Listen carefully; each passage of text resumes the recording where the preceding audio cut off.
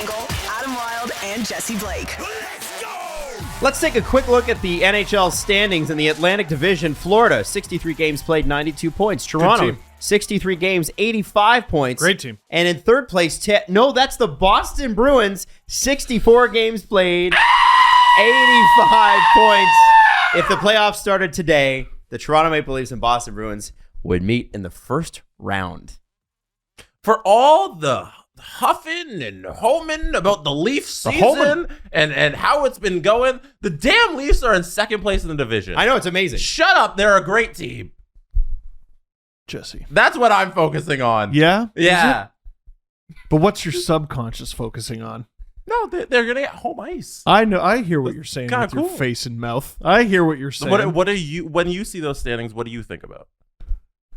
2013. 2018, 2019, this unending nightmare, this Batman and Joker scenario. I think you and I are destined to do this forever. This is how you want it to be done, though. Is it? If the Leafs are ever going to get to a second round, isn't it perfect that they beat Boston? Fuck, he's right. You know I'm right. I hate it. This is exactly how we want it. You know what? It's a lot of fun. To me, sports is fun. It's the best story out there, and I think Jesse's right. And if the Leafs are really going to do this, don't they have to do it against the Bruins? Yes. Don't they have to? Yes. Now, I said that the last 3 times. But they have to. 2.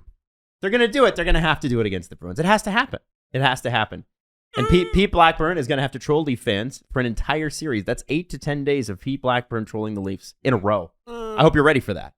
Now, obviously, we have some games and stuff to talk about. We have some issues and stuff to talk about. But let me ask you this question. When we have...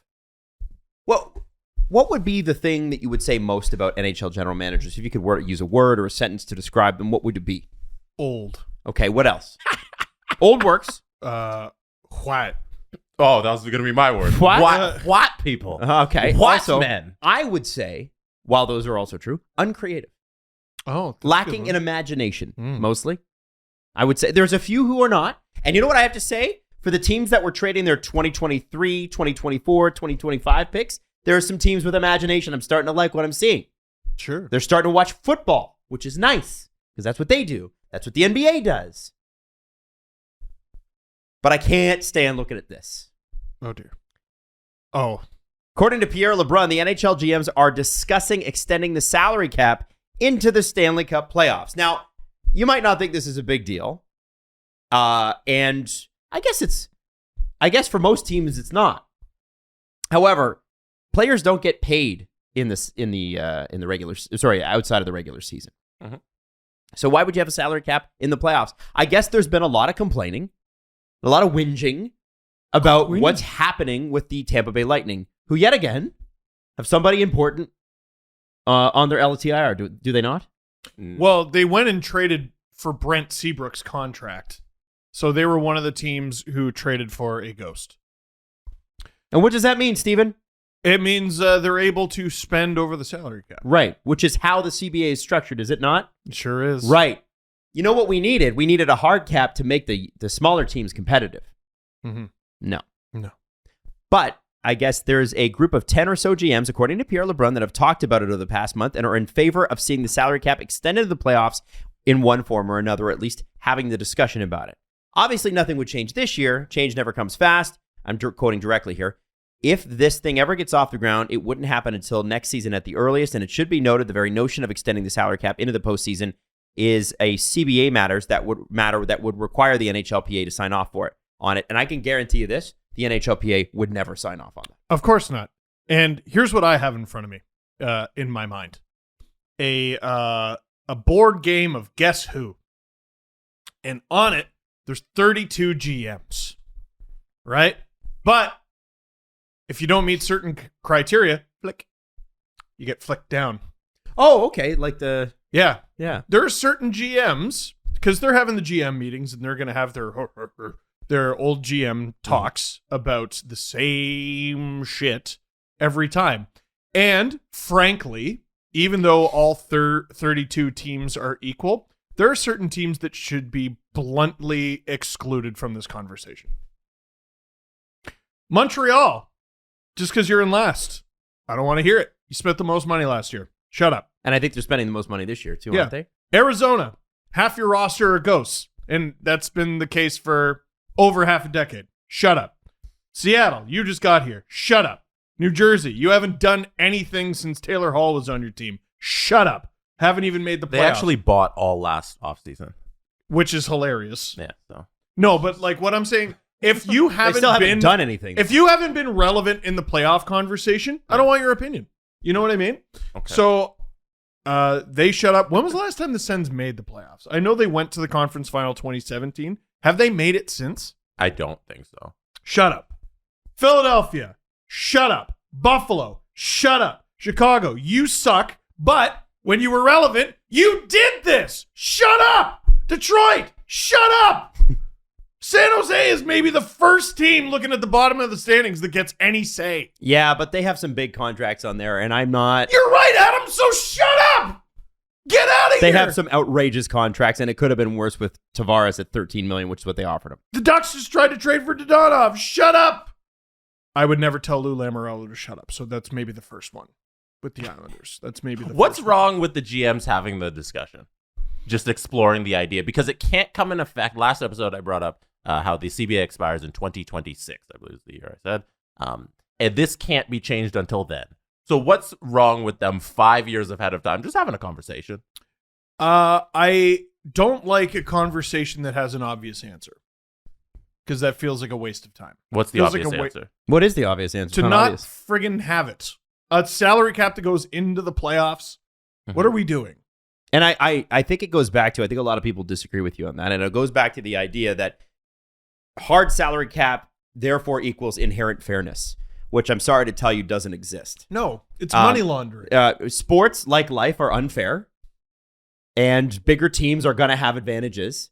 And reality is, if there was a salary cap in the playoffs, then there would have to be LTIR in the playoffs. And if there's LTIR in the playoffs, then teams can overspend the salary cap. The other thing I want to say is we keep penalizing teams for going over, but we do not penalize teams for coming in under. And the whole point of having a salary cap floor, if you're actually pro player, which a lot of people shockingly are not, if you're pro player, you need teams to be spending money. That's why there's a $62 million minimum. Or I think it's 62. I think it's Something like a 20 it's million. in Yeah. neighborhood. But there are teams spending below that because they're poorly run. Mm-hmm. They're poorly run. And poor. And poor, but poorly run. Poor. Poorly run franchises for years and generationally poorly run franchises. Multiple owner poorly run franchises. Not naming anybody in particular.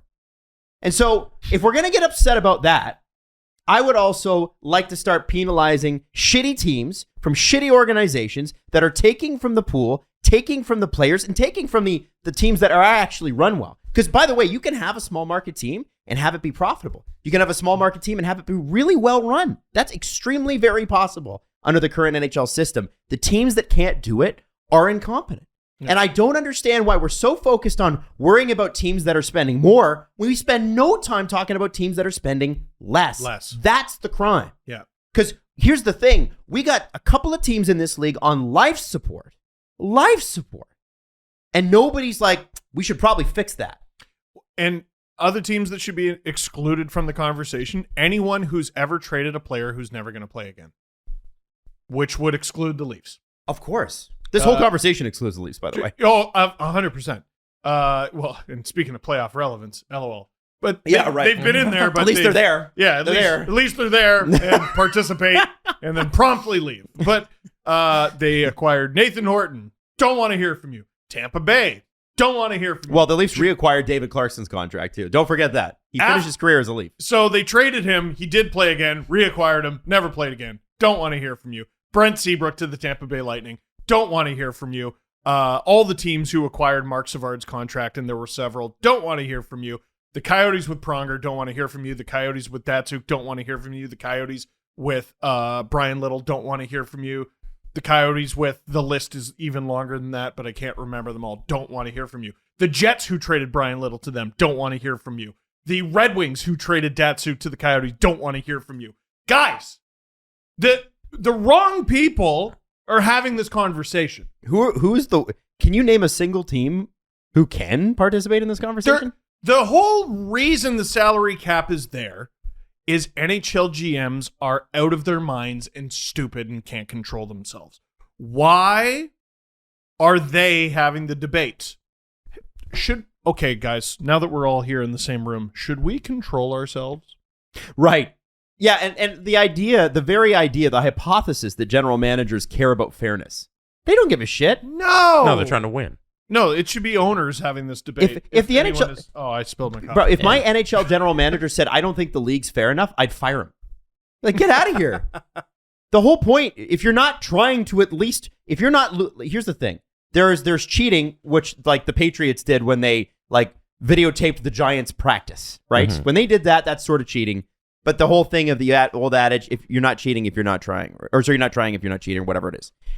What Lou Lamoriello does and did with the Leafs and did with the Islanders and did with New Jersey, that is the kind of competitive I want. Do you think Lou Lamoriello gives a shit about fair? I don't know what he gives a shit about. I'd be curious. What if he was like really Showing up on time and being shaved. He cares about that. You think Lou Lamoriello's Nice a tight Warhammer haircut. guy? What do you mean? Like he just, in his spare time, he just likes to paint those little figures, No, put them in different spots. I don't think so. No? No. I- I think Lou Lamoriello lives and breathes. There's a garbage. There's And actually that's a it? garbage over there. Yeah, but I threw it towards you, so I don't care. Here, throw it. Here's the Here, garbage. where's the garbage? Let me Right see. over Jesse.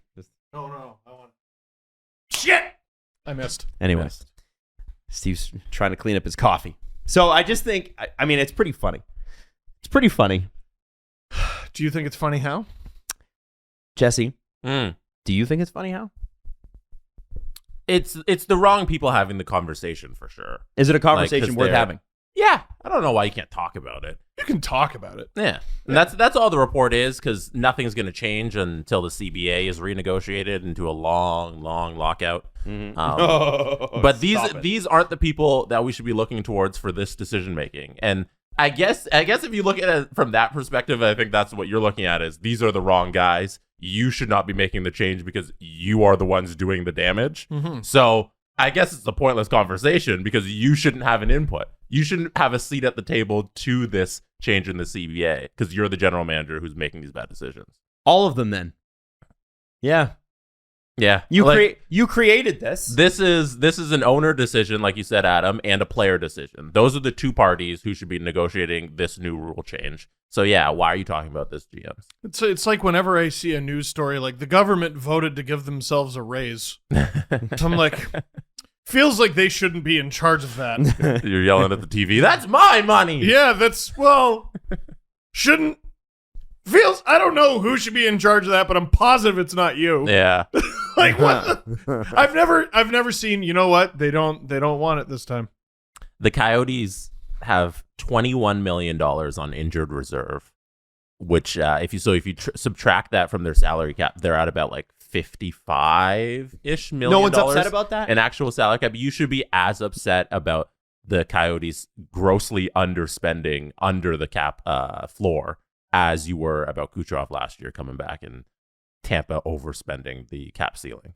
Like, it's the same thing, except in reverse. And those are some of the highest paid Coyotes. Where's too. the T-shirt for this? Yeah. You know? By the way, like last year we had T-shirts about Kucherov. By the way, any general manager and truly any fan base that's complaining about this, let's call it what it is. If that was your team, you wouldn't care. If it's, oh man, like remember when Tampa won last year, Canadiens fans, I get this, rightfully so, were ticked about the fact that, they had spent $18 million over the cap or something like that. And then Tampa Bay made a t-shirt out of it, wore it on boats or whatever. But if it had been reversed, where Montreal had spent $18 million over and Tampa had spent right to the cap, because like the good guys, the Montreal Canadiens were, okay. Do you think Montreal Canadiens fans would give it a shit? They'd be like, yeah, you know what? Let's hand the cup back. Yeah. Every fan base would be like, I don't care how much they spend, just win a cup. Yeah. So don't. So when what Jesse says, what he says, don't come back to us in the comments and go, I'll tell you why I care more about overspending than underspending, because you don't. No, you don't. If you were put in that position, you would not. You'd be like, you know what? My team just won the cup, and I'm not going to celebrate it because they cheated.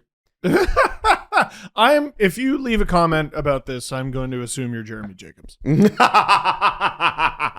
I get okay, Jeremy. I want not okay. The only person I want responding to this is not Jeremy Jacobs on YouTube. Hello, my name is Jeremy Jacobs, and I think the team should have more accountability. Also, the Leafs shouldn't be allowed to fly their own players to Toronto. Was that a thing? You can't work out in the offseason in the facility. Remember that? The Leafs were that was Boston that did that? No, I don't know if it was Boston, but We can assume. So we can reliably assume. No, but someone in the NHL went, the Leafs are flying their own players to. By the way, companies do that all the time. No, not in the NHL. No. Not in the NHL. No. Like the Leafs were paying to fly players to Canada so that they could train at the Leafs practice facility. You're not allowed to do that. Which you can't.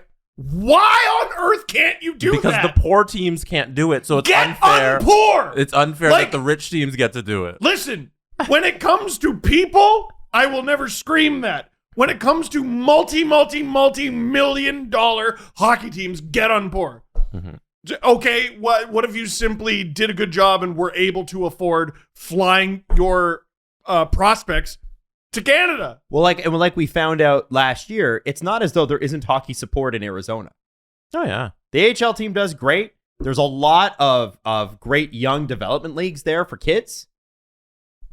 I'm just using them as an example. I'm sorry, I didn't mean to name any team specifically. No, but like, where does it stop? So like, I've told the story before where a player was traded from the Ottawa Senators, broke, to the Toronto Maple Leafs, rich. Yeah. And they were talking about how they didn't have a goalie coach travel on the road with them. Is that not allowed either? So we bring that up at the GM meetings. That shouldn't be allowed. Shouldn't be allowed. Leafs shouldn't be able to do that. Get unbroke. Do a better job. You know what? What might help teams with this? Move to fucking LeBreton Flats. Yeah, that would help. Oh, sorry. What else? Luxury tax. The NHL isn't a business where the businesses within the NHL are allowed to operate in a free market sense, where the best run organizations go to the top because they're the best run. The ones that make the most profit are thriving in the marketplace because they're making the most money. It's run in the way that the NHL is the business, and then all the entities within it are just supporting the big brand. You know, so they're just trying to prop up all 32 teams instead of just letting the 32 teams operate as separate businesses. That's why I, as a fan of the NHL, whenever Gary Bettman comes out to present the Stanley Cup, I cheer for him. And then as soon as one of the players comes and picks it up, I stop. Right. Because it's about the I don't shield. care. It's about the crest. It's about the shield. Gary comes out, yes, Daddy, slay! And then, like, Ovechkin picks it up in 2018, and I'm like, boo! Give it back to Gary! That's what Ovechkin should have done in 2018. Forget Nicholas Backstrom. It should have been Bettman to Ovechkin, back to Bettman! Yes, Daddy Slay! I'd like to see a world where we had a league where a team who's willing to spend all the money, do all the things, they have the biggest fan base, is allowed to thrive in every single way that they can, like in regular business. Like if Adam and I both had competing mac and cheese companies, and Adam is purposely trying to spend less money than me, and I'm spending all the money I can, my business would be better. And I'd like to see an NHL where, hey, if you're willing to do all of the things and put in all the work and put in all the resources to build a great hockey team, you're allowed to do that. Instead, they're propping up all the other mac and cheese companies so they're all kind of balanced. Like, that's ridiculous. It's That's like a terrible way for businesses to be run. you have a vastly superior mac and cheese to Adam, and I am legislating that it needs to be shittier. Mine needs to get worse. Not even that his needs to get better. No, I just that yours needs to be need worse. to come down to your level. Yeah, that's the point we're all making. Because here's the thing: the mac and cheese that I make doesn't taste like cheese. So instead of making mine taste like cheese, you're making Jesse water down his cheese so it tastes less like cheese, so we can be a little bit more in the similar playing I have field. a ceiling on my cheese goodness. Yeah. Yeah. I mean, I'm capping. But you know what? Goodness. In 4 to 5 years, you never know. I could be a little cheesier. You could fall ass backwards somehow into cheese. a delicious cheese substance. Adam, like, no one knows how to get to your mac and cheese factory. Move it to like a more populated area like LeBreton Flats. where everyone no. there loves mac and cheese and it's easy to get to. I think what I'll do is, you know what I'm gonna do? I'm gonna throw a big event, a big promotion for my company. And I'm going to bring a bunch of people and they can have my mac and cheese, which doesn't quite taste like cheese. And then what I'm going to do is walk through the crowd and give everybody the finger. I'm going to walk through the crowd and everybody, and not like from far away. I'm going to get in comfortably close and do this. Do that? Do that to every single one of them. Because What is this? because the Let's reason go. why What is this? the reason why It's art. the reason why I'm going to do that provocative. is because they're not doing enough to make my company more competitive with Jesse's company. Kind of like Eugene Melnick at the outdoor game. Do we not? Well, how about this? Your mac and cheese factory is performing poorly. So what we need to do is move your mac and cheese manufacturing into a culinary arts school with a far smaller... OCAD. Yeah, OCAD. Adam is going to make food out of OCAD now. Yeah. I'm going to hire students actually to work because Why I don't not? have to pay them as much. They have to pay the school to be there. Well, and you have to because, you have no mac and cheese manufacturers under contract for next season. That's true. So you got to hire students Right. to do it. Well, you do have that one mac and cheese manufacturer you claimed off waivers who super doesn't even want to work for you. Right. But he's mine. But he's yours. And you know what the thing I'm going to do? Just to make sure that I make the same amount of losing money that I'm making, I'm going to charge triple the price for my mac and cheese. Yep. How about that? And I'm going to call it mac and squeeze. if so you never Jesse's forget it. mac and cheese company covers any of the costs for his employees, you need to fill your diaper up to the waistband and make it so that he's not allowed Yeah, to do that anymore. my employees get free lunch. Oh, Like, I not- provide What lunch. bullshit they do? don't. No, they don't. Oh. That's unfair. We also have That's like a throwing cool, down. competitive advantage. We have a cool work from home thing. If you want to stay home, you don't want to come to the office. Like No, we have work from we have a miserable. great You work work- environment. You come in 7 days a week. You come in 16 hours a day. I'm legislating work from miserable. I fly guys Work in from from wherever you were France. least happy. How dare you? Work from misery. I work fly from guys in miserable. from France. They call it mac and fromage. Whoa. Yeah. No, I'm legislating no French. Actually, I claim those guys off waivers too. Sorry. I was gonna fly him in, and then No, Adam took no. him. They're Because now the they're mine. rules say No. a guy wants to come to my company, No. but Adam's company gets dibs That's- on it, even though I hired this employee. No. Adam gets first dibs. That's right. On He the had to employee buy I himself out hired. of his mac and cheese manufacturing contract in France. Ah. Yep. But no, Just and to come over and just work to for come me. work for you. But no, he's got to go work at OCAD with Yeah. Adam's shitty factory. Because the rules say that. Not a league. Not a league. It's an illusion. Damn it. It's an the NBA's not a league because Jimmy Butler wanted to fight his coach. Yeah. I kind of like passion like that sometimes. When people say I want to fight you, they don't actually mean it. No, the Like, how many Jimmy times have I Butler told you, might. Steve, I will fight you on this show? not We've never fought. some. No, not yet. Yeah, we might. You know. I mean, Don't give me some of that I said I focaccia wa- when we go upstairs. I said I wanted to. Throwing So fucking hands. That's good focaccia. It's very good focaccia. my girlfriend makes focaccia every week. So Where was I Steve and going to Jesse go get with some. that? Oh yeah, no. So NBA drama is tabloidy and silly. I love it. Mm-hmm. Delicious. NHL drama is utter incompetence. Like, hey, should we be allowed to money launder anymore? Have you ever seen? Should we be able to trade this guy who super doesn't want to be traded? Like, sorry, what were you gonna say? Well, I was gonna say, do you follow @NoContextHumans on Twitter? I do not, but probably should. So it's basically human beings being stupid, and the NHL reminds me of @NoContextHumans or out of context human race is what they call themselves. I follow unhinged tweets. That's good too. I haven't been featured yet. Down bad tweets are good too. Ooh. Down bad tweets are good, but this is What like, was the point you were making?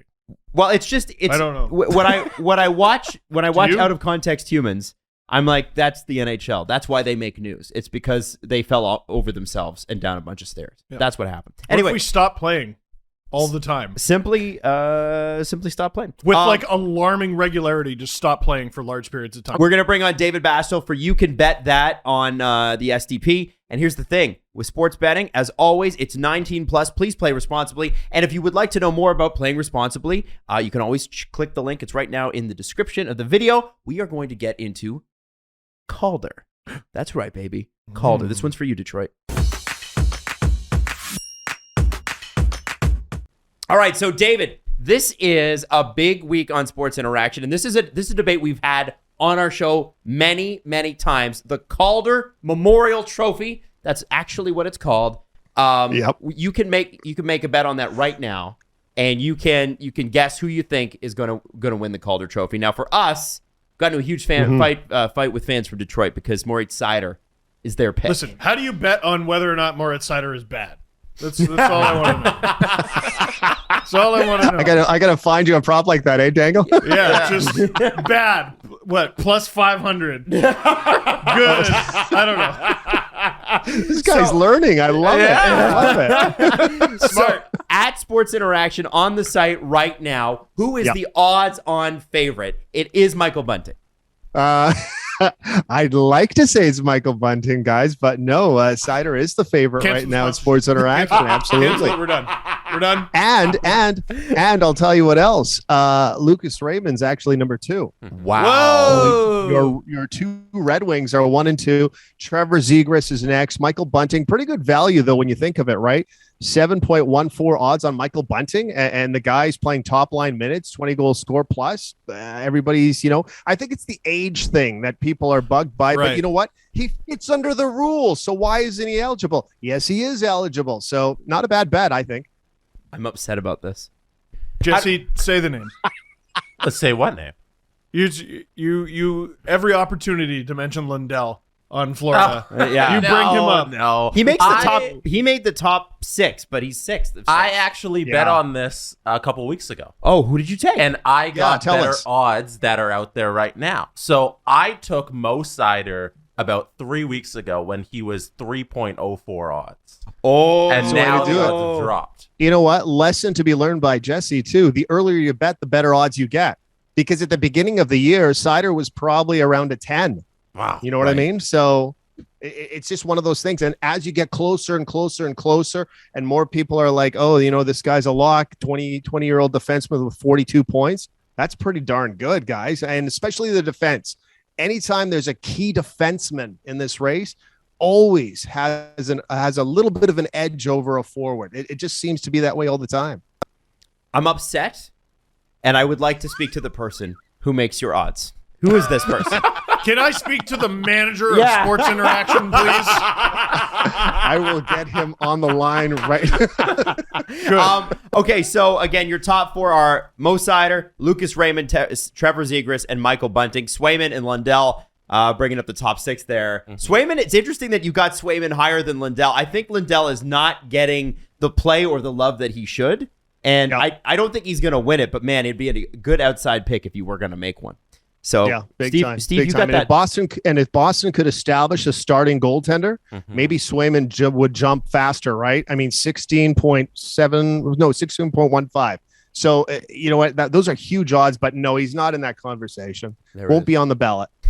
Now, we have to do, this is very exciting because this is going to be our first sort of giveaway with Sports Interaction. So this week, you have an entire week to enter a contest. David, can you tell us a little bit about it? Because it's going to be a big one. Yeah, it's going to be a big one, fun one too. So basically, we're asking people to follow SIA Sport on Twitter, follow the Steve Dangle Podcast Sports Twitter page as well. I know we'll put this up later, and to tag our accounts. And here's what we want you to do. The Boston Bruins play the Maple Leafs on Tuesday, March the 29th. Tell us whether or not the Leafs will score over 3.5 goals or under 3.5 goals against the Bruins. Every winning person from this draw will be entered, random draw, authentic Maple Leafs jersey, your choice, your name, whatever you want. It's a pretty good value. It's a free jersey, basically a player's jersey on the ice. So that's follow SIA Sports at sdpn Sports and tell us who's going to score, if the Leafs are going to score over 3.5 or under 3.5. Jesse, who do you think? Who would you take? I'm going to take the under. You're going to take the under? Yeah. Whoa. Oh. Under 3.5 goals that game. Steve, what are you taking? Over, because Boston is notably bad. Yeah, somehow they're in 3rd place in the division now. I'm gonna take over as well because the Leafs don't have a game where they don't score 3 or over, I think. So I'm gonna go with over on this one. They're gonna bring it with Boston, but again, you have to have that in by next Tuesday morning. I think, well, before the game starts, right? Before the game. Yeah, before puck drop. Use the hashtag at SIA Leafs jersey just so we can find you. And we'll announce the winner next week at this time. So somebody's winning an authentic Leafs jersey. It could be you. Steve, what's the hashtag? Hashtag SIA Leafs jersey. Hey! David, you have no idea how rare that is. We're proud of our boy. I love it. We're proud of him. Hey, buddy. David, thank you so much for joining us this week. We love it, as always. And Detroit fans are going to love dunking on me after that. So thank you for this. Thanks, guys. Okay, so first off, I just want to say, Steve wore his Bieber jersey on the LFR, which was amazing. I loved it. And I might keep doing it.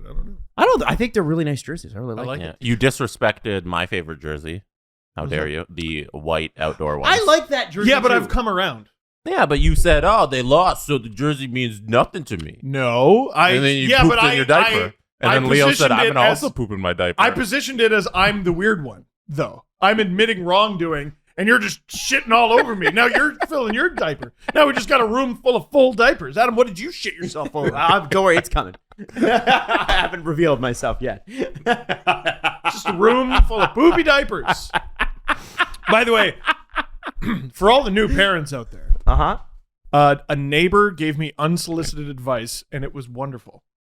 Do you have a diaper genie? You know, one of those devices that you put diapers in. Okay, we'll knock that off, because for poop diapers it doesn't work. Well, no, you put the poop in the toilet, and then you put the diaper in the genie. Oh, Jesus. That's what I do. Oh, that feels like a lot of work. He grabs it with his hand. No, I'm sorry for anyone eating. No, right you grab the diaper, and then you drop it in the toilet, and you take the diaper, put it back. That's or it. you could do this, because I have dog poop bags, because I have a dog. Yeah. So what you do is you take the poopy diaper, you put it in the dog poop bag, and you put it outside, and you keep a steel trash can, either outside or in the garage, and you put it in there so that it doesn't stink up your house. Somebody just told you a much better idea 8 seconds before you said what you said. No. So, No. Walk outside when you got a toilet in your house. You know That's what? how I know you don't have kids. Like, every I know. poop you can just plop into the toilet. Adam? Well, as they get older, you can. Okay, not right away. No, but not that black goo that they have the first 6 months or whatever. But 6 months. well, like the black goo the first week, and then the I'm rest of it's so like sorry, it's like green everyone. algae. The rest of it, but This is once not they what start I to have intended. human bathroom breaks, what you do, Steve is right on one thing. Okay. If you're ever away at someone's place and you have diapers, the thing to do is you bring Leave it in the living room. No, you bring dog bags in, and actually, if you tie them like around themselves and seal them shut, you can just throw them out in any garbage and they won't smell at all, which is really, really good. But always take the number 2s and put them in the toilet where possible, because it will eliminate most of the smell, and then you're just flushing it away and it's gone. I'm still gonna do the dog bag. You can do that. You can do that too. Yeah, you do that too. Whatever you want to do. Seems like you got to walk outside each time. Walk outside. Yeah, you said you got to take your bin. You got to Yeah, get you your steel said you had bin it out in outside. your driveway. No, what you do is you huck it into the middle of the driveway. And listen, I'm ready to move on. Okay, so Toronto Maple that was Leafs, a joke. New Jersey Devils, Wednesday night. Now, this was a game where I was actually at the game, and I have to tell you, Natalie it was our first game together. Your hair looked great. Listen, there's nothing wrong with my hair. Messy know. hair is in. I know. You're making fun of me. No. It legit looked great. It looked great. Adam, the feathers, beautiful. I don't know if he's joking. I'm not freaking joking. Does anyone believe him? Do you see his face? Look at the camera. Okay, it was a good game. Good game. So here's what was interesting.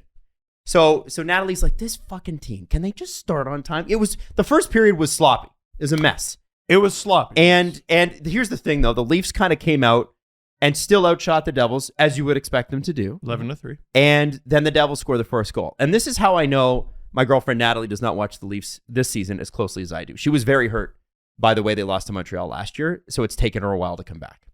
And so I said to her, I said they're coming on, and then New Jersey scored. And she's like, see, I told you. I said, no.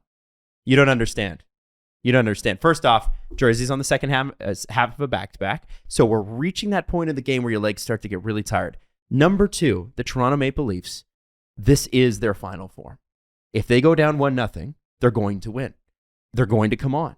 And honestly, it was like minute 10 of the second period, the Toronto Maple Leafs started to really look like the Toronto Maple Leafs. And I'm talking really look like the Toronto Maple Leafs. I was sitting on the side of, I unfortunately picked the side of the arena, and I wasn't sure which one because I was, you know when you're picking the ends? Yeah. So I was in the section underneath the restaurant, and I thought that I was going to get the Leafs at my end on the offensive zone 2 times that game, but I only got the second period. No, it's defensive. Right. Yeah. Right. But low key, that's the best place still to sit because A, you get to watch the play develop. B, the bar is right behind you, so you don't have to stand in line for beer, and you can get real cocktails. And C, the bathrooms are there, and there's no lineup. Oh, which is big for you because of the outdoor game. I got to pee. Sometimes you got to pee. Anyway, long story short. You could always just do it in the concourse and then bring it in and flush it. I saw the Ilya Mikheyev shorthanded goal. Yes. It came down on our end. The Ilya Mikheyev shorthanded goal was A, shocking that he can do that with his hands now. Oh, yeah, but Because he's got stone hands most of the time. Number 2, the arena popped. Oh, yeah. It's a great goal. That arena popped. It was a shorthanded goal. But here was the best part, the best takeaway was that at the end of the game, people were going nuts. They were going absolutely crazy. Peter Mrazek chants were going. People were pumped for Peter Mrazek. It wasn't Bronx cheers. These people were, and you could see Leaf fans just shaking with excitement as they were leaving. Now I know it's New Jersey, but they got a win for Peter Mrazek. It was a great one. Giordano looked good because he was boring and really shut plays down, and that was awesome. Mm-hmm. Justin Bieber was there. People were really jacked about that. Absolutely. Doug Gilmour was there, giving away honoring the veterans that were. And I have not seen Scotiabank Arena that loud in 5 years. Like, Wow. I think the last time I was there actually was a playoff game against Boston. And the first little bit of it was a little bit slow. And then Mitch Marner blocked that shot and people lost their minds. But it took that to get this loud. They were crazy. It was great. You know how some buildings are just loud all the time? Nashville is loud all the time. The Islanders are loud all the time. Tampa's loud. Yeah, Tampa's loud. The Leafs need pops because we all just watch nervously. That's why we can't be bothered with the Go Leafs Go chant. My favorite thing at every Leafs game is seeing how quickly that chant dies. And I usually join it. It For happened. 3. My rule is 3. How do we? It didn't do too bad in Hamilton when the 3 of us were there. Yeah, it did. It was bad. Okay. This one guy tried twice. And it's like, buddy, you're at a Leaf game. Yeah. Knock it off. There's Yeah. also a Sabres home game. This is true. True. Very. It's true. You can tell by the makeup of the crowd. Yeah. Very Sabres. I mean, it was like any Sabres home game. It was mostly Leaf fans. So The NHL wrote this it one down. made more sense. Sabres home game. So I wanted to say that. So I wanted to ask you guys, because the TV view, you get to see more on TV. You do. What did you think of Mark Giordano's debut performance with the Toronto Maple Leafs? I liked the veteran treatment where you get a penalty, but no, you don't. That was interesting. How was that as a fan there? Like, Well, did you know what the hell was going on? We couldn't figure out what he got the penalty for. We didn't know, first off, who got the penalty. Oh, okay. Right? Because we couldn't figure it out because it wasn't a penalty. And then he goes to the box and we're like, okay. And sometimes they show the replays and sometimes they don't. Right. And I think that they're actually, I think NHL and MLB and NBA, they all have to be careful with what replays they show because they don't want to enrage the crowd. Mm-hmm. Because yeah. So like baseball, I don't even think if there's a call from an ump that is questionable, like a called strike, they won't replay it on. No, they changed that. Was it 2 years ago? Did they? Now they show all replays So, in the. and in having the not building. been in 2 years, I've never seen that. Like, right? listen, I got news for you. I paid to be here. Show the fucking replay. Mhm. Right. You want my money? Show the replay. Right. So Like what? Oh, you know what's great is when your paying customers is just sitting there confused. so I could Show the replay, you actual bunch of babies. So Imagine men in their 50s going, what if the people who paid to be here hold us accountable? no, we can't have that. So when they pulled him out of the thing, another pop, because people were Well, because no one's ever seen that. I've seen it twice ever, and that was number 2. Like, it's super, super rare. Did they look at a replay, the refs themselves? Because that's not allowed. The refs aren't allowed I to think just the- go check for a call. I think the other ref just went over and said, was there a Yeah. penalty? because they must have just huddled and talked about it. Which they can do that, right? It was a trip, right?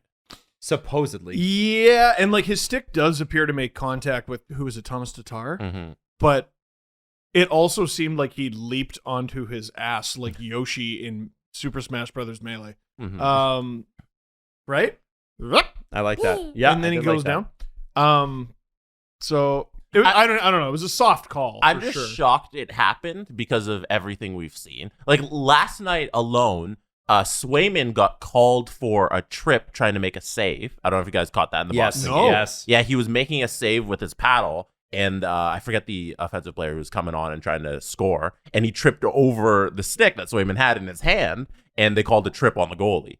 And then there was another incident where I'm trying to think the last time I saw a trip called in a goalie. right? That's what I'm saying. That's such an egregious thing to call, and Yeah. it's ridiculous, and they didn't reverse it. And then there was a cross check by Cassian on I forget who he was cross-checking, but then it went and Cassian got the puck after he cross-checked the player, and he passes it over Draisaitl, and Draisaitl got the game go-ahead goal. It was Philip like 2-1. Hronik? I don't know who it was. Or no, I'm thinking of there was a slash too. There was a Right, but that dude. They've been but brutal recently. those two incidents happened last night. Egregious calls. I don't know. You're calling things that clearly impact the game. One led directly to a goal, and then you all of a sudden in this Leafs game, you're like, oh, you know what? We're gonna take a measured approach with this Giordano call. We're gonna think about it. We're gonna talk about it, and then we're gonna reverse it. We're gonna reverse it. What, But like, what happened all the other fucking 800 NHL games this Yeah. season? but if you're a Devils fan, you're losing your mind. Adam, yeah, do you remember the icing call that Mitch Marner was mad at? Yes. Uh-huh. And the whole arena got up in arms, and Mitch Martyr beat him to the puck. No, it's not that. Or he beat him to the red line or the hash marks or never whatever it is. crossed the red line. Oh, because it was at the other end of the rink. Not even close. It was not even Yeah. close. That's It never another one where they crossed. could have just been like, oh, we were wrong. drop it at center ice. Yeah. Nope. But so why on this Giordano incident do the refs all of a sudden have a completely different attitude towards refereeing a hockey game that they haven't had all in the history of the NHL? I think Well- because they're playing in Toronto and there's a lot more eyeballs on you when you're playing in Toronto. That had been called. Mhm. That here's what it is. The refs were like, listen, it could have been a penalty, it may not have been, but I say this is what they said in the huddle. I say we take it back because I don't want to get a call tomorrow. Tomorrow's my day off and I really don't feel like jumping on a Zoom call. See, that's giving him too much credit. I think it's pure incompetence. And the trade-off was the Devils, while trying to tie the game, were allowed to just almost break Pierre Engvall's neck. That's Yeah, fine. but he broke their neck. Yes, he did. The giraffe, Seabiscuit, the giraffe, broke their neck With a short-handed goal. with a short-handed goal. His 11th of the season because he is not booty anymore. He is actually great. quite good. Yeah, he's been playing awesome. I think. I forget how young he is sometimes. Yeah, You know? yeah. Some consistency in refereeing would be nice. Oh, Jesse. Yeah, well, they're you the keep most asking consistent. for that, bud. I They're will Jesse, forever. They're the most consistent refs. Just Oh, ask yeah. them. I The think. best. I think when you look at the Toronto Maple Leafs game, I think it was shaky to start, but it was nice because before the game, Peter Mrazek said, "Listen, whatever's happened, I'm just throwing it behind me. I'm done. I'm not Good. even going to talk about it." Good. Like he comes off waivers and he played like it. Some good saves. Yep. The first goal went off Lyubushkin. Not much you can do about that. He allowed one goal. The second goal, I didn't love that went in, but also I could see how it did. He made a stupendous first save. It's on his teammates to help him out after that, and they didn't. The one thing I have to say about Mrazek's game that really bothered me, and remember, I got to see him 2 times at my end of the rink, is rebound control. Yeah. The rebound now, and I understand that the Toronto Maple Leafs are terrible in front of their own net unless Lyubushkin's out there. I get it, but you see it time and time and time again when you angle like goalies who are really great. The puck just dies when it hits them, and it goes into the corner. Right. With Mrazek, it's like chest, shoulder, kick, boom, right out to the point again. He punches back. The puck hits him, he hits it back. It's like tennis. Yeah. And I understand that he's kind of he is a bit of a He's a squirrely goal. Squirrely goalie. Squirrely's the right way for it. But at a certain point, it would be nice if it just died on him. Do you know what I mean? I Went do into know what you mean. into the corners. There's a lot of nail biting with Peter Mrazek. Yes. There are goalies who allow rebounds, but they make it easy on themselves to retrieve.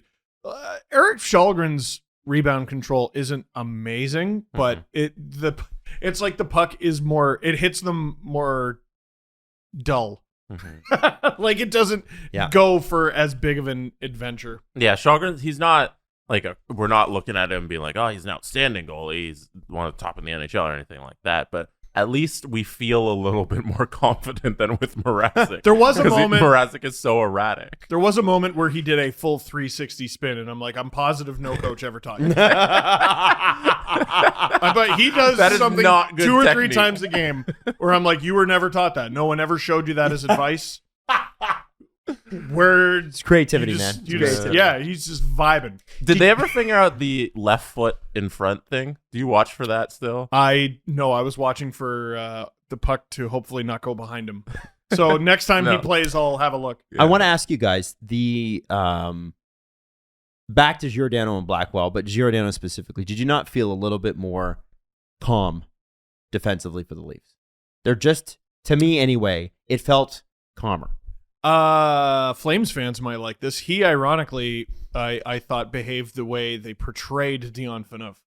He came in and he just said to Timothy Liljegren, all right, so here's how you play hockey, by the way. And he just sort of dictated the game. Here's how you do it. Here's what we're doing.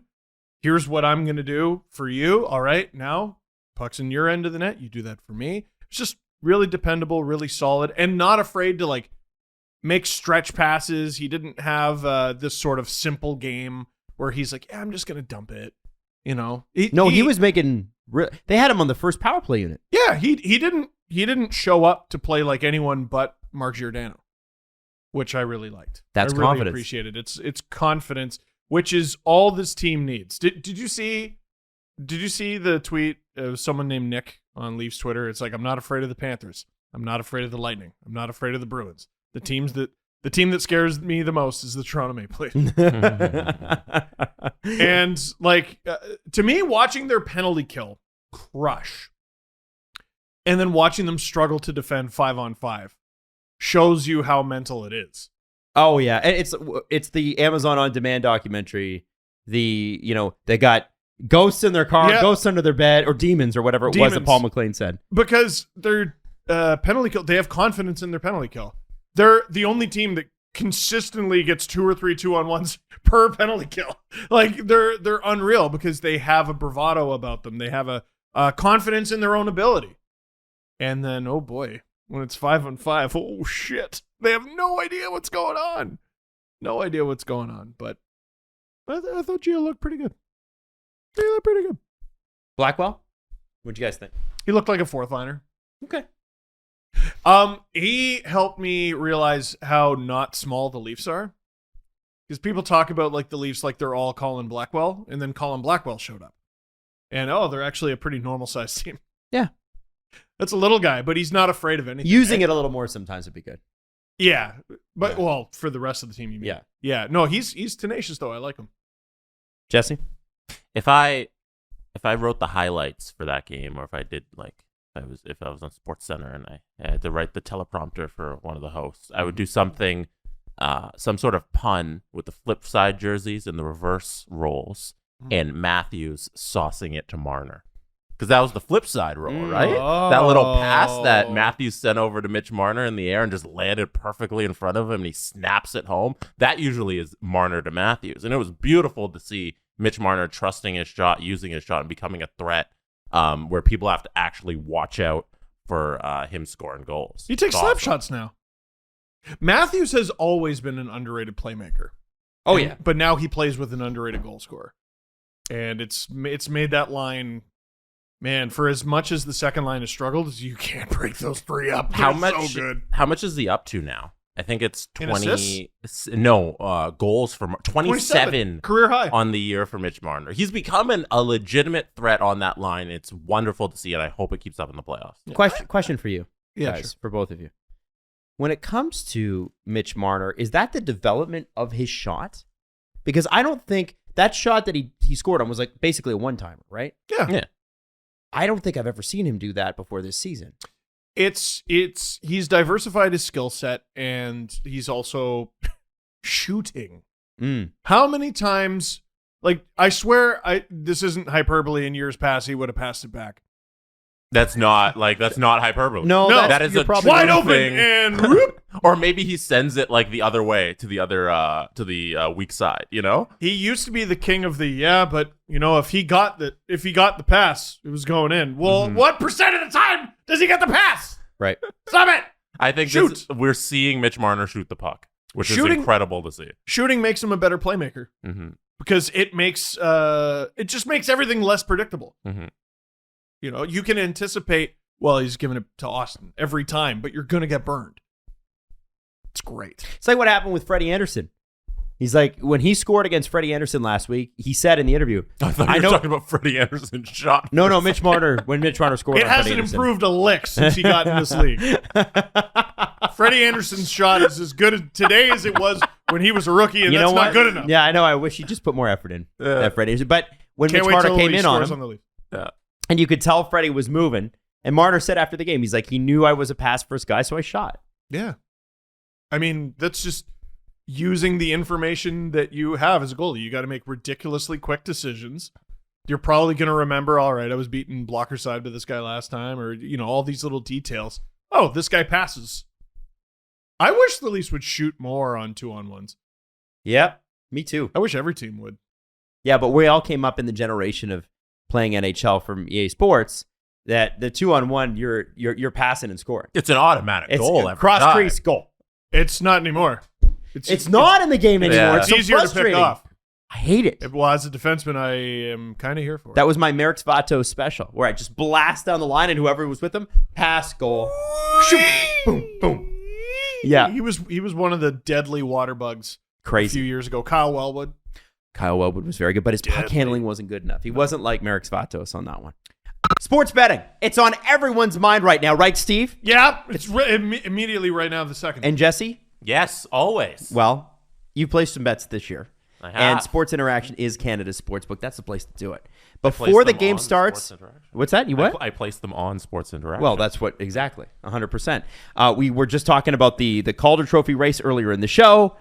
Before the game starts, live or in play, how your favorite team performs, it's all available, and Canada plays at SIA, doing it right since 1997 with the most competitive odds. Sports Interaction makes it easy to deposit, play, and cash out, and that's a big one. It's important.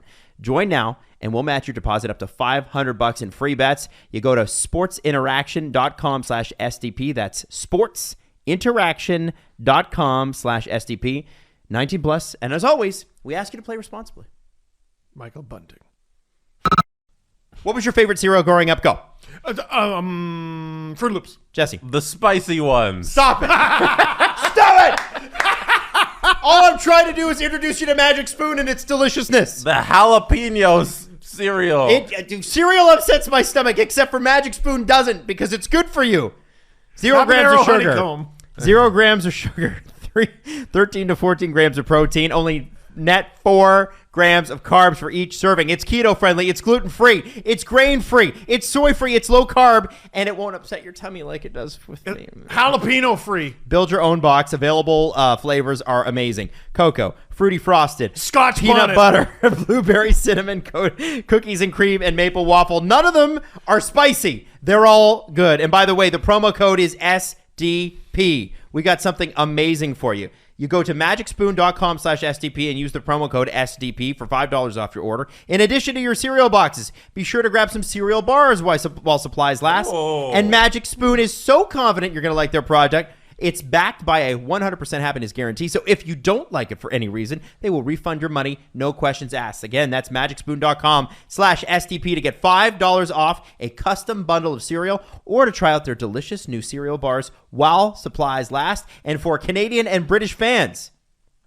sorry everybody else, Magic Spoon is now shipping to Canada and the UK. Thank you, Magic Spoon, for sponsoring this episode. By the way, they do ship to the US. I should mention that. Oh. You know what's about. Balls! It's got it. That could be the whole ad. It could. You know what we're talking about, right? Right? Your balls. It's Dangle. Dangle. Dangle. Go to manscaped.com. You're going to get 20% off and free shipping with the code. What code? Dangle. Thank you. At manscaped.com. wanted to 20% off shout balls again. free shipping. You can do that if you want to. Let's talk about the number one product In the package, the Lawnmower 4.0, it's an electric trimmer. It's designed to trim hair on loose skin, which avoids nicks and cuts. And the package also includes the Weed Whacker, the nose and ear hair trimmer to whack all the worst of your weeds. Now, let me ask you this. Have you had the moment where your partner has pointed out to you that you have ear hair? Are you at that age yet? Because I am. Oh, ear hair. Ear hair. That's what the Weed Whacker's for. Has your partner pointed out your hair? And I'm like, No, I mean, ear hair. I thought you were thinking about the downstairs region. That's what I was. I said ear hair. Did I not say ear He said hair? it, and I don't know where your mind went. No, like, He's always thinking about my thought he was all downstairs. Canadian. Oh, like, hey, gosh. she ever talk about your hair? No, Nope. ear hair. But ear hair. Have you? I'm assuming no. No, not yet. Yeah, so Natalie I've said had the that to me the other conversation week. with myself. Okay, well, Okay. This is off the rails. I used the Weed Whacker last week. I obviously had nose hair. I'm looking how hairy I am, but ear hair, I was like, oh my god, I'm becoming my father. So if you want to avoid that, you want to keep it trimmed, go to manscaped.com. Use that promo code Dangle. Manscaped has created their products for you. And they want to offer you 20% off and free shipping with the code Dangle. Again, manscaped.com, promo code Dangle. Your balls will thank you. And so will your ears. So anyway, long story short, Leafs and Devils, obviously, again, they're the worst team in the league, or one of. But I also was watching the Devils, and I'm like, Adam, they're in fifth. in their division. Oh, the Devils. What are they doing? The Devils? What are they trying to do? Like, their goaltending is astonishing. Yeah, well, they don't have either goaltender they went into the season with, but the problem is they just sort of are sitting in their, for lack of a better term, they're sitting in their own filth. Like, their goalies went down, and they're like, well, what if we did nothing about that, actually? And let me ask you this, what incentive is there for them to do anything? They're not a contender. They've been out of the playoff race for 3 months. You know what I mean? But what are they building towards? Like the big splash with Dougie Hamilton last year? Great. I don't know. But like, what are you really doing? I thought they thought they were a lot better than they were. I thought coming into the season, they thought they could contend in that division. And looking at how weak it's turned out, they probably had a good idea about that. Hey, if we can get a couple players, the guys play a little well, we can actually make a little splash here. And it just isn't true. Well, they just don't have the guys. He sure looks fine. Mm-hmm. He looks fine, though. Hughes looks fine. Fine. Actually, I think even a little bit better than fine. Okay. Fine. He looks fat. Fine. But like, when you look at this, who's going to score goals for them? Dougie Hamilton on the double minor in the third period, shambolic. He's okay. So every time I see a New Jersey Devils highlight pack now on Sports Center, It's him getting wrecked. It's him sort of bag skating it after going after the guy because they were 6-on-5 and the guy scoring on the empty net. I've seen it like 3 times in the last 3 weeks. It's always Dougie Hamilton sort of but he's not even really skating that hard. You didn't get to see this at the game, but when Subban flipped the puck over the glass, there was a great slow-mo of him going, and Bunting going, ah! Yeah, the whole arena did that. The whole I know they arena. did, because it's the funniest penalty to take. I love that. Ah! On IR for the New Jersey Devils, just for their goalie situation. Jonathan Bernier, Good Mackenzie Blackwood, Good goalie. Andrew Hammond. All three are on Oh, they They just got him! They just got him. He's on IR. When did that happen? I don't know when he was injured, but Blackwood also this year has an 894 in 23 games. They just have not received goaltending. 902 from Bernier in 10 games. And yeah, Hammond, they just got him, and now he's on IR. And just to give you an idea of how disappointing the Devils season is, one of the things I remember listening to just before the season on 32 Thoughts was they were talking about Blackwood and his vaccination status, because remember, he was one of the holdouts for a while, and they were talking about his eligibility to play in games in Canada in March. And they were talking about games, I think specifically the one you were going to or went to, and I mean, that game was rescheduled for Yeah, that was a January. December. oh, was it? Okay. Yeah. Well, anyway, they have some Canadian dates, and one of the things they were talking about is those games are going to be important points if they have aspirations of making the playoffs. Oh, you won't be able to play in these playoff games. Dude, and like, if you look at the Eastern Conference, like, the good teams aren't going to get bad anytime soon. Montreal is going to be right back to relevant next year. I don't know how much of a threat, but they'll be right back to relevant. Detroit is going to pass New Jersey in short order. You could argue they already have. Buffalo's going to pass New Jersey in short order. You could argue they already have. The Islanders will be back. Guys, what are you doing? All of those teams you named are ahead of the New Jersey Devils in the standings this year. It's just the Habs. It's the New Jersey Devils and then the Montreal Canadiens in the East. You'd like to think two. the Flyers have too much money to keep sucking this bad, but Chuck Fletcher's their GM. So it's really a race to the bottom next year of Ottawa and New Jersey. And I'm also looking at this. Look at New Jersey's goalies. Okay, so Bernier had a good couple seasons in Detroit. He's injured this year, but he's got the best stats on the team. He played 10 games, and he's .500. His goals against average was a .306, and his save percentage is a .902.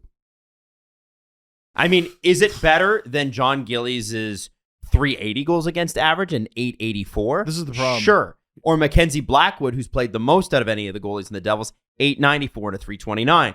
Or Nico Dawes, who played on Wednesday night, who has a .901 and a .301 goals against average. Honestly, 901 on New Jersey is Herculean. It is, but I do need to say, like, you're not going to win games if you're averaging 3 goals against per night.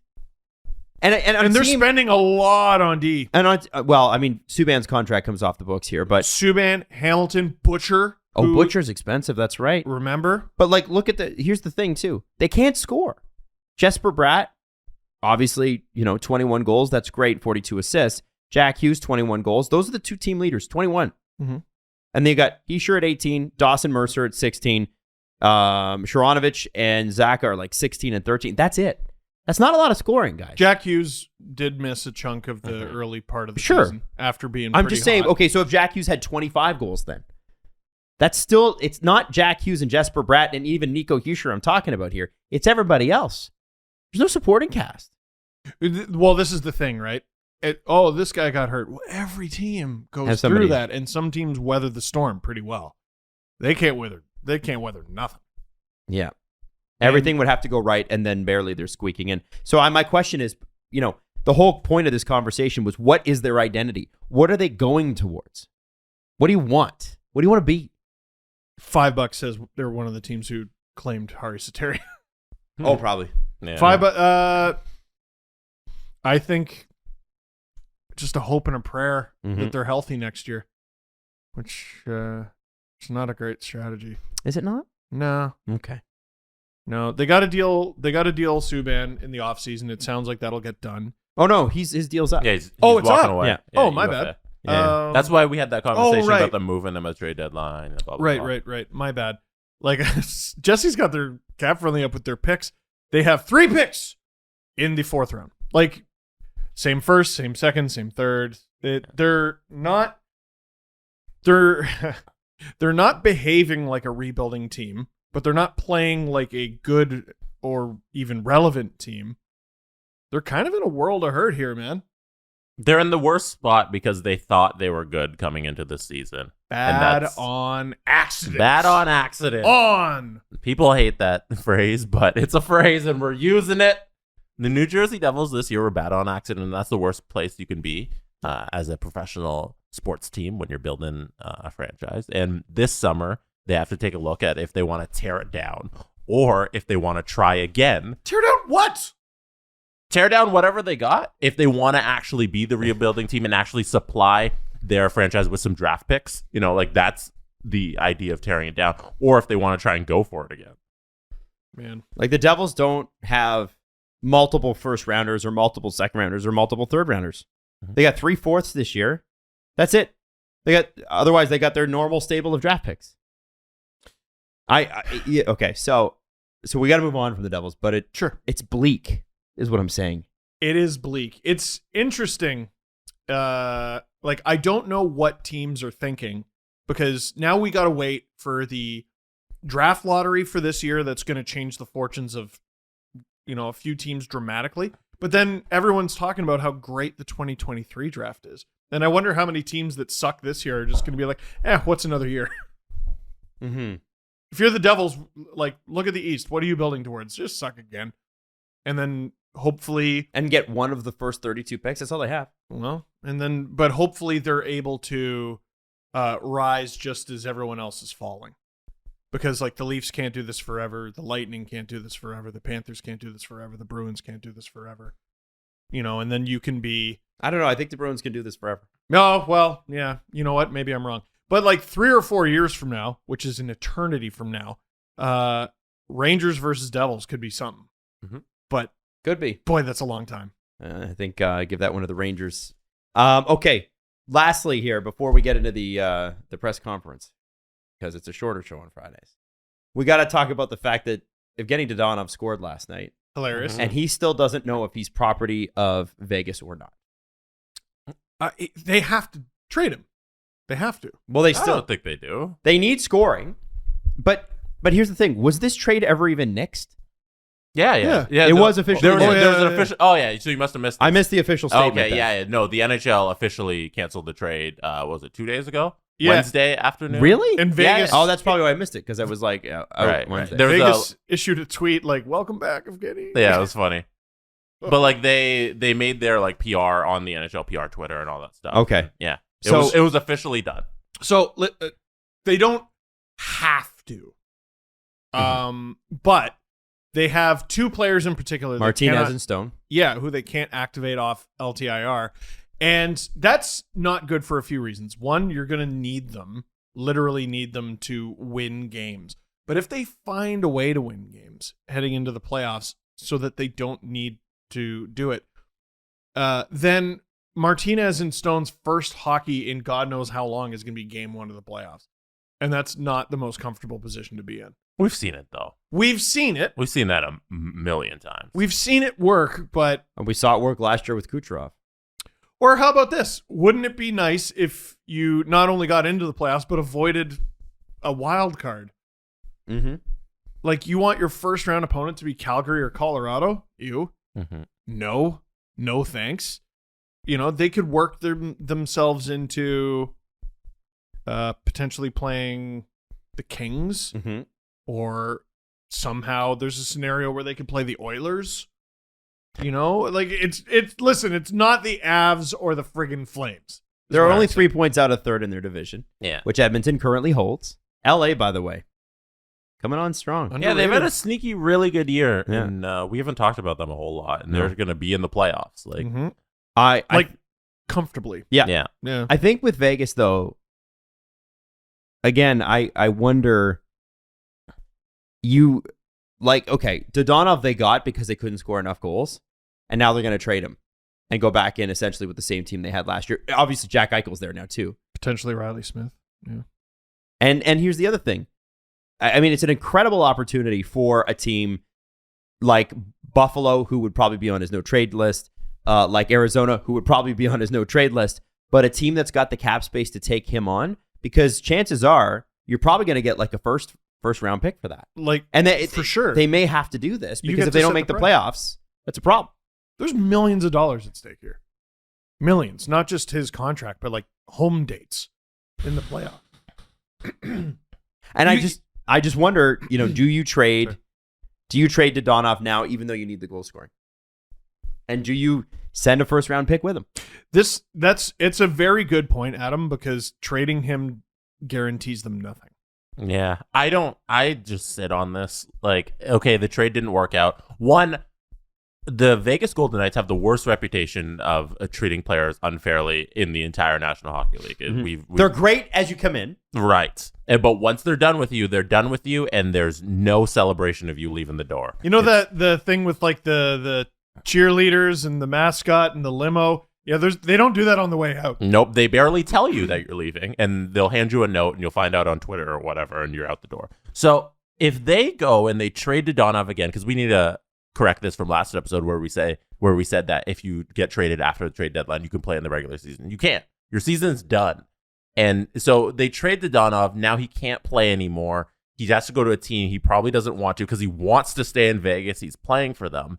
Now's the time where, hey, we're probably not going to catch the Stars. Like, I know you guys are talking about, hey, we might get a division spot there, like in the top 3. But yeah. I don't think they catch the Oilers. I don't think they catch the Stars. Season's probably done for the Vegas Golden Knights. Sit on this roster that you have, regroup in the offseason, do the right thing by the player for the first time in your freaking franchise lives. Yeah. do the right thing by a player and just play out the rest of the season. If you make the playoffs, we got Pacioretty and Stone for the playoffs. Oh my God, we got this amazing team and Dadonov. Look at us go. We have $100 million cap in the playoffs. We can do this thing. But if you don't make it, play out the year, regroup next season. That's what I'm thinking. Let me throw this out there. Saturday afternoon, they take on the Chicago Blackhawks. Mm-hmm. That's a team that's going nowhere fast. Right W next to that one. You ideally would like to pencil W next to that one. Then your next 2 games after a few days off, you get 2 games in Seattle against the Kraken. Mm-hmm. You'd like to pencil W in against those 2 as well. Hopefully. Then you get a home and home with the Vancouver Canucks. Ooh, that's tough. Who you are battling for that last spot. Mm-hmm. Then the Arizona Coyotes. Who have been feisty. I'm Then- not going to pencil W there. Then the Canucks again. Oh. So 3 of 4 against the Canucks. Then they get the Flames. That one's going to be tough. Mm-hmm. And then they get the Oilers, who they are directly fighting for that spot. Mm-hmm. The Devils, you'd like to pencil in W there. The Capitals, that one's tough. Sharks, you'd like to pencil in a W there. Stars, their 3rd last game of the season is against, like that could be a blood feud. It's against the Stars? It's against the Stars in Dallas. That could be like for the playoff spot. Yeah, That's and then their really fun. final 2 games of the season, Chicago, you'd like to pencil in a W there, Yeah. and then your last game of the season, you can't pencil in shit. It's against the St. Louis Blues Oh. in St. Louis. So the schedule There's a chance. favors the Golden Knights. Yeah. But But do they have any type of goaltending? Like that's Brossoit just went on waivers. Not waivers, sorry, injured reserve. No. Yeah, dude. Should have signed Harry Sateri when he had the chance. Maybe they tried. Wow. By the way, So- is Sateri going to play for the Coyotes? Have we found that out yet? Yeah, have we found out if he's reporting? Like, we know he's unhappy. Is he unhappy? Do we know that? I believe they said that on the CJ show. Oh, Didn't I they? didn't catch I always the look at one you yesterday. because I still think you produce it, but no, it's producer Nick. No, Nick's on that. Nick's Producer doing a Nick, fantastic job. Walmart alum. That's what I learned from that show. That was a great show. They're on a heater. I hope Logan Thompson can win a couple games for the Knights. Like, Me Yuri too. Patera. Is that the name of the other goalie? Oh yes. Yes. Oh, I believe you. Yes. That is him right there. He was a 2017 draft pick. Oh, by the Golden Knights held on to a draft pick. Everybody. From their inaugural draft. It's a miracle. That is a miracle. But he was a 6th round pick, so they couldn't like find any buyers. They tried to trade him. I'm sure they did. I'm sure they did. Hey, this is a player that our scouts feel is good. We'd like to get rid of him as fast as possible, please. The Vegas Golden Knights. Experience Vegas. Oh god. Good on them for always trying to win. According to this might Craig- not be the year. According to Craig S. Morgan, at Craig S. Morgan, or just Craig Morgan for the rest of us, he said it could be a little while before Harry Sateri completes the immigration process and joins the Coyotes. The estimate right now is about 10 days. Oh. And that was as of the 23rd, so that was 2 days ago. I know. No, he'll help them though. I know some of the Canadian teams, which is weird because the Leafs were the one who signed him. Some of the Canadian teams were hesitant to claim him on the waivers because of him getting the passport and all that stuff figured out to get into Canada. Well, not the Sens, according to CJ from the CJ show. But the Sens were one of the teams. The Sens were one of the teams who claimed him. They have Anton Forsberg, who they just re-signed, and Philip Gustafsson, who they like. Why'd they claim him? It's a meme. Lulz. Please listen to me. It's for the lulz. They think it's hilarious. And you know what? It is. Sure. If you want to fuck with the Leafs, that's the easiest way to do it because it's not like they're going to beat them. You know, they might win a game or two. Like I remember a couple years ago, the Senators beat the Leafs and they played the Leafs goal song, which I thought was a funny troll. Like it was really good. And the thing is that like here's the problem though: when you suck, you have to take the little victories. It's their Stanley Cup. Totally.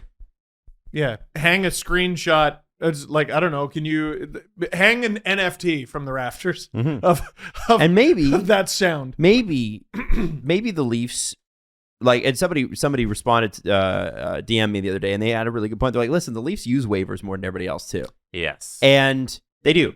Oh yeah.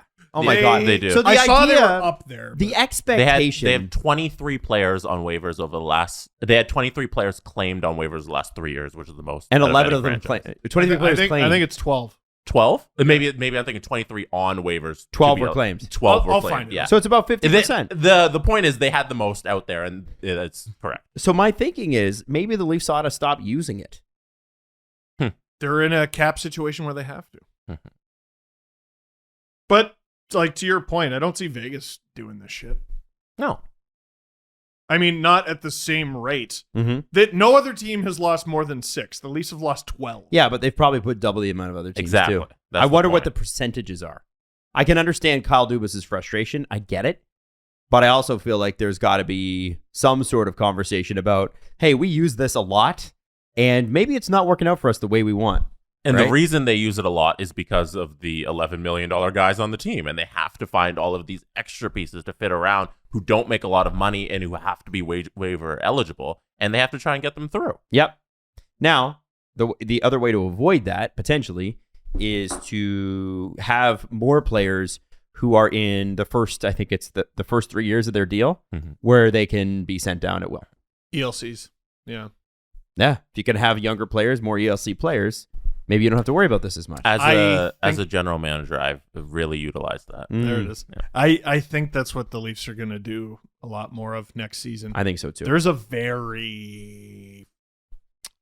Listen, the focus should be the playoffs, but there's a fascinating Wayne Simmons conversation approaching.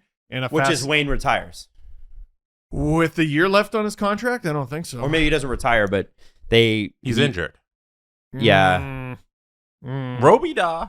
He's got an extra bed on Is his he a Roby island. daddy? Well, and the maybe even more fascinating conversation is, oh boy, don't make me say it, fellas. Spets? Yeah, Spets is useful. He's not he actually is useful. he is. But if we're talking about filling out the bottom of your roster, And should you be doing it with the guys that you mentioned? And this isn't to say I'm not a Wayne trained fan. You should have heard when he got into it against the Devils, the arena's roof almost blasted off. People love Wayne Simmons. Game and I'm one with of the them. playoffs, you'll be like, oh, that's why. Yeah, but maybe it's better useful as a 13th forward or something like that, and not filling out the bottom line like they did last year with Joe Thornton, Spezza, and Simmons. Right? You need to have Wayne Simmons was really effective against the Montreal Canadiens until he got cross-checked in the face by Joel Edmondson, but at least Edmondson was suspended 2 games. Kidding, it was a fine. Sick league. Anyway, let's get to the press conference. I almost said the trade deadline. Hey, let's talk about HelloFresh. With HelloFresh, you get farm-fresh, pre-portioned ingredients and seasonal recipes delivered right to your doorstep. Skip steps to the grocery store and count on HelloFresh to make home cooking easy, fun, and affordable. That's why it's America's #1 meal kit, you know. Number one. Number one. Yeah. See, HelloFresh has fit and wholesome recipes for satisfying and nutritious meals that you can feel good about. With Like up what? to 6 recipes per week. You could choose from them. And there are low-calorie and carb-conscious options. But here's what I love. It's a bit cold still, right? A little spring warmth. How about that in your meal? Warm yourself up from the inside out with the limited-time recipes inspired by cozy classics from around the world like beef tenderloin and cheese fondue. Give me that. Or miso sesame shrimp and bacon ramen. I want those. Right? Well, if you want them, check this out. Go to HelloFresh.com/STP16. That's SDP16. Why 16, you ask? 2016 was a great year for the Leafs. Hopefully it will be. But no, 16 free meals and 3 gifts. You get up to 16 free meals and 3 gifts. All you have to do is go to HelloFresh.com/SDP16. Again, it's HelloFresh.com/SDP16. Do it! It was a great year. Is your company or business having a tough time hiring the people that you need? Ugh, I can't stand the people I work with. Oh. We are here. The mic's on. Oh, my bad. Listen, there are 46% more jobs being posted than before the pandemic and 44% fewer candidates applying for each one.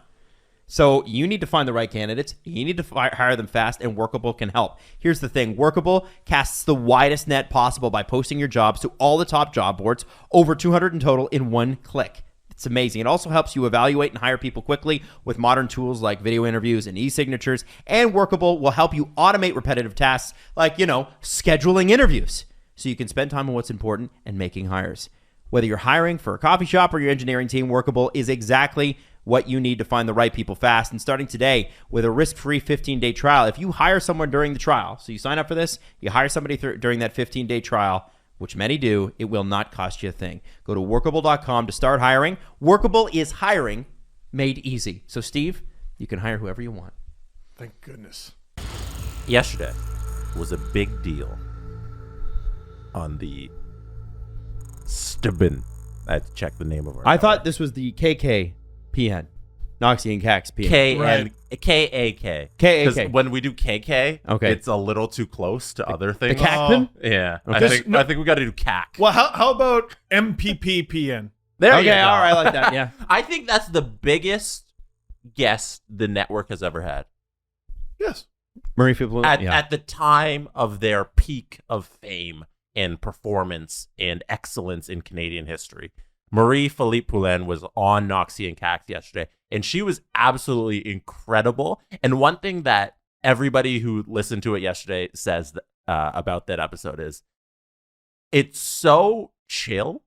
It's such a chill vibe because they're just friends, and you don't get these athletes at these levels in these scenarios where you just hear them chatting with friends. Just chatting. Yeah, because they just know them. And she tells the story about how there's two things I want to mention. She tells the story about how she ruptured her spleen at practice one day. Oh my God. But they took her to a hospital and she didn't speak English very well. And her parents didn't speak English very well. And so the doctor's trying to explain to them, okay, Marie, she ruptured her spleen. And then somebody asked her what happened. And then she goes, I broke my spline. Is her story to all her friends, and then like months later, she has to clarify that she actually ruptured her spleen, and it's a great story. And before that, she was talking about how she had to be moved over to like an English school to play hockey and all this stuff, and she knew 3 words in English. She knew yes, she knew no, and she knew toaster.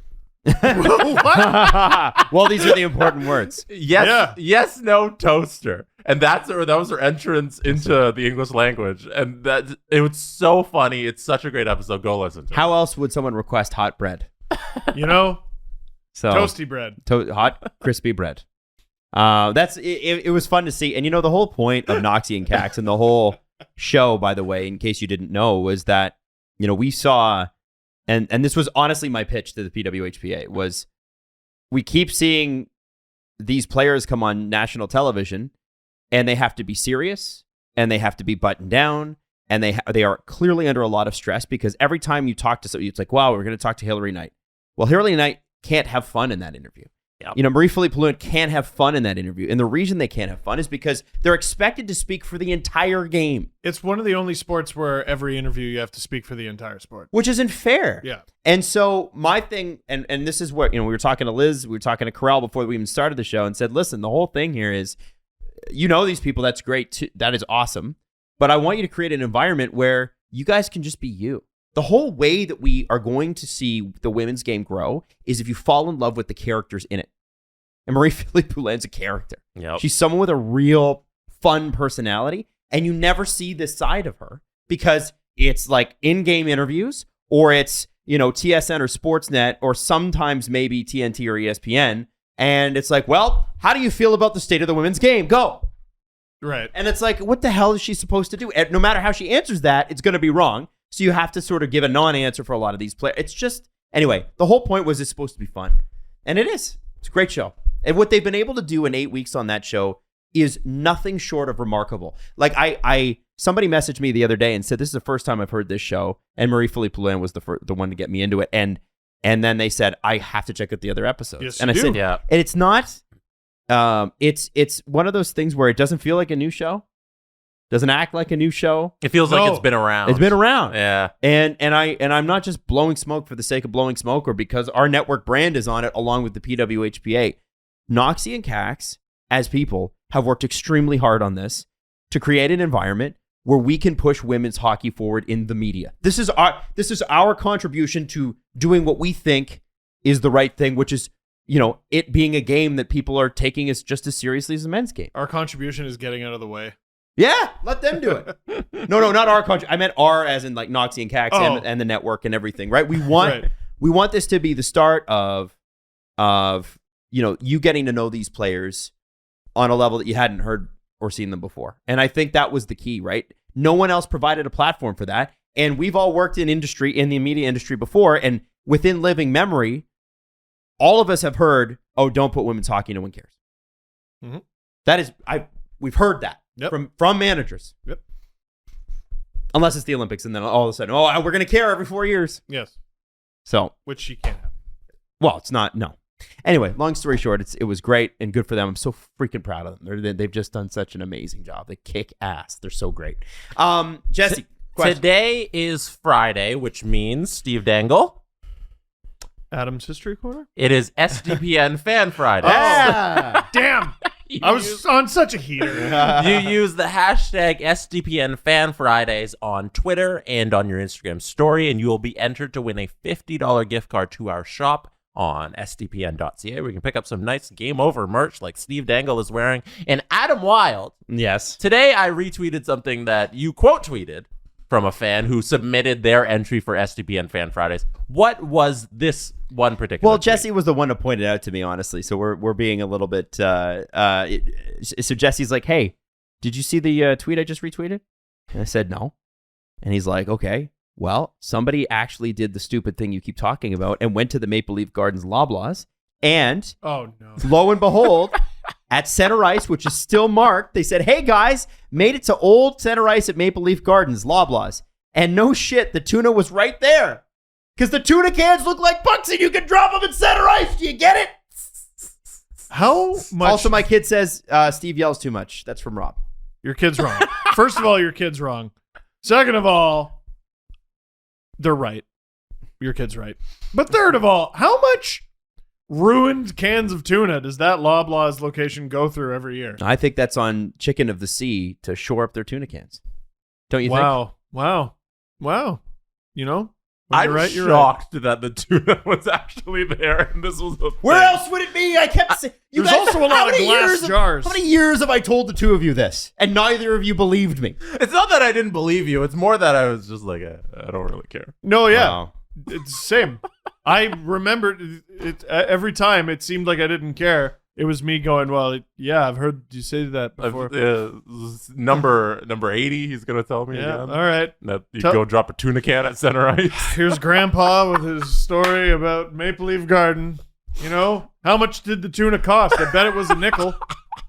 You know? Turnip juice. Yeah. I'm Abe surprised. Simpson. You know, back in my day, the tuna man came to your house and delivered tuna door to door along with the milk and sulfur. All I want is for you to have a good time while grocery shopping, because grocery shopping sucks.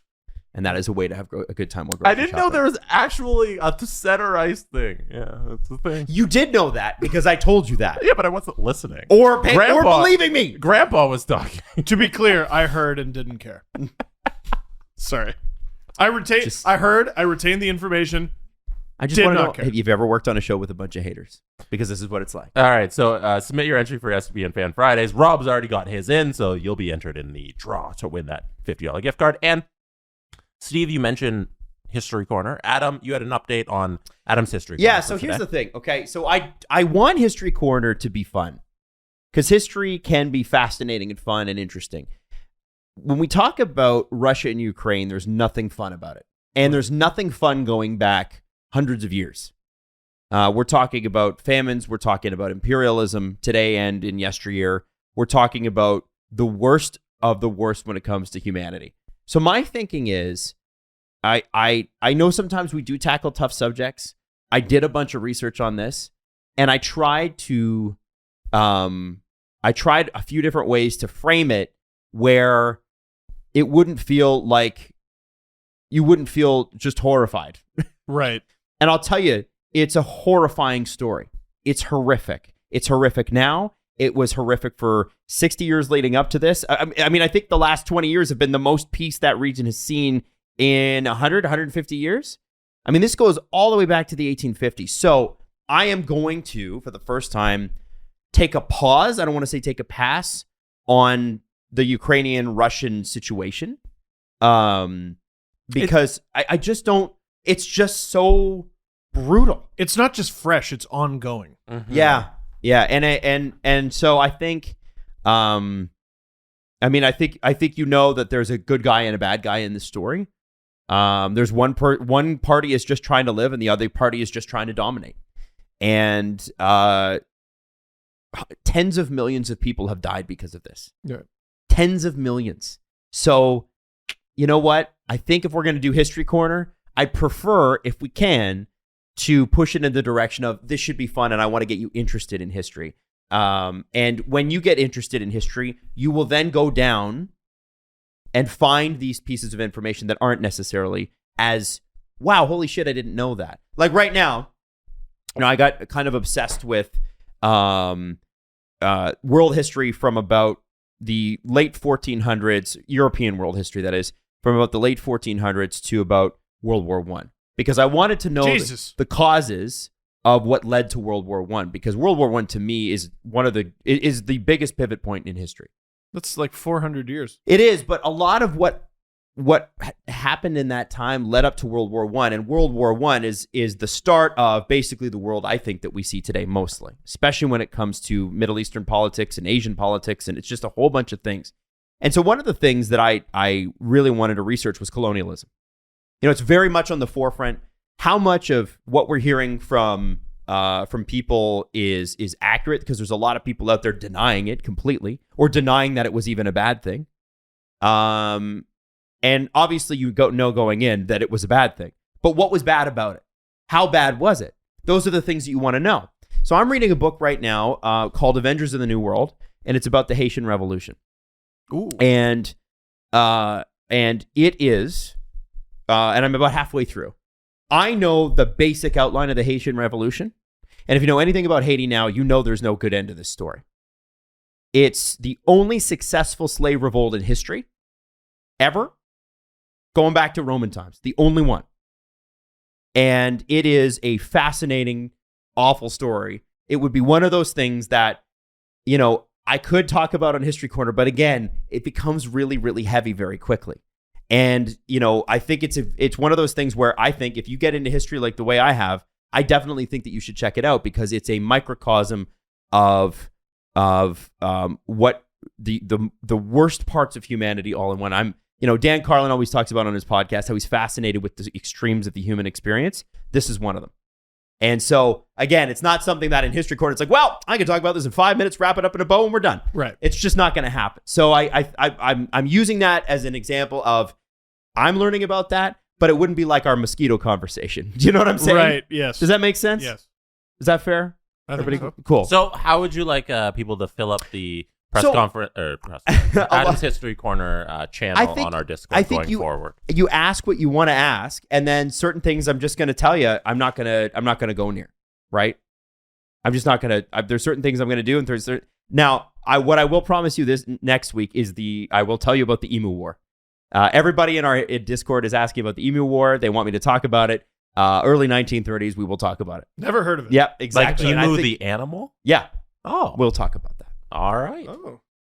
Little Animal Crossing. Yeah. So I'm doing a little research on that, and that's what we'll do. Is that fair? Yeah. Yes. Okay. Final thing of the day. We'll end the weekend on a much hyped segment. Oh, boy. It is Test Steve's brain about useless Leafs nonsense. Okay. What do we got? All right. This is from a cursed Chungus on Discord.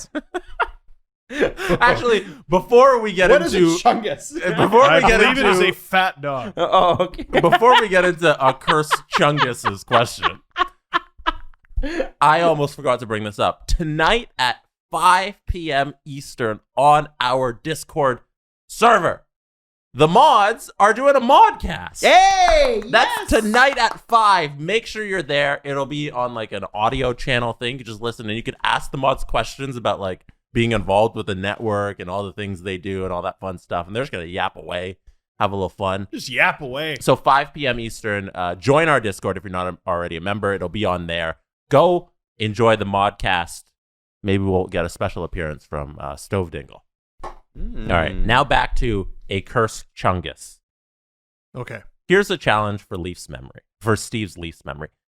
We have to determine how much information you want. I have the date. and the year. I also have the team. Ooh. Do you want me to start with the date and the year? Yes. October 5th, 2005. Now, do you also want the team? No, because I think I know it. The answer? Okay. Can I ask a question? Sure. Is it the first game of the season? It was the first game of the season. Okay, so the Leafs lose the first ever shootout to the Ottawa Senators 3-2, I believe. I thought it was 6-5. No, I think it was 3-2. Eric Lindros scored with like 2 minutes left to give the Leafs the lead. Daniel Alfredson, I think it was, scored with 1 minute left to tie the game. And then Dominik Hasek beat, I think it was Ed Belfour. Because Dominik Hasek was a Senator. There's a reason we're testing Steve's memory and not Adam's. It was 3-2. It was the first ever shootout. Well done. All I had to do was give you the date. Yep. I give you the year. That was incredible. I don't know what else to say. You nailed. There's nothing to add. How about a challenge next time there, Discord? Ooh. How about You a got challenge everything. next time? That was awesome. Yeah. Well done. Thank you. I usually I like the date. And then what helps me out is the game number. The game of that season. So that first game gave it away. Easily. Yeah. Can I- first ever shootout in NHL history. Can I run you through Dominator's numbers just in Ottawa?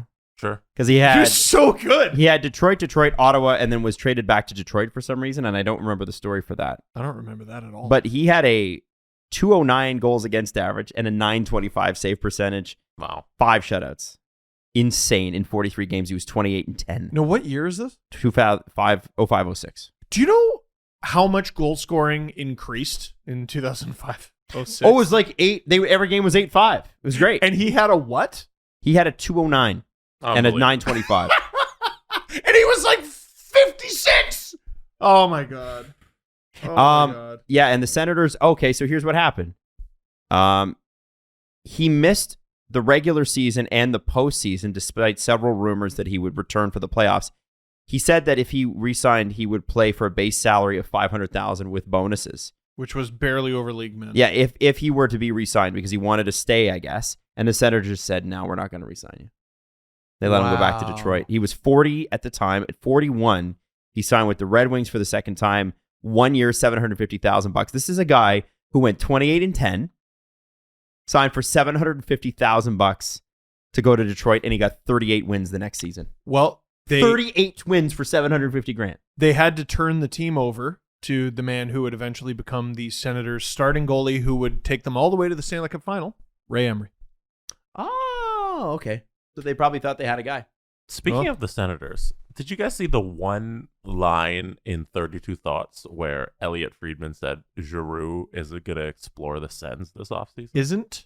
Is going to explore He's been linked to them for a while. He's an Ottawa guy. Yeah, he's from there. Pretty sure. Yeah. Yeah, So that's why. the Sens are going to be a suitor of Claude Giroux this offseason. Well, and the Sens, it makes sense because the Sens don't think they're bad. Mm-hmm. So I get it. And some veteran leadership would be nice, actually, up front. It's not the weird part is him wanting it. It makes a lot of clear. sense, though. Oh, it does. No, there's a fit. It's okay. It's weird that he would want it from the perspective of where the Senators are. It's not weird that a player would want to go home, and it's not weird that the Sens would want him. They're buying. Mm-hmm. They just got Travis Hamonic because they're like, okay, here we go. They think their rebuild's over, and they had a unfortunate year. We'll see if they're right. Wow. Sens are my sneaky good team next year. Really? Yeah, look at the rearview mirror, Leafs. The Senators are coming up right behind you. Jesse Tracos, everybody. There he is. Wow. I don't think they're that good yet, man. Also, they have to do something about that Matt Murray, do you? Matt Murray? Senators? No? The Steve Dangle Podcast. Follow the guys on Twitter at Steve_Dangle, at Adam WYLDE, and at Jesse Blake.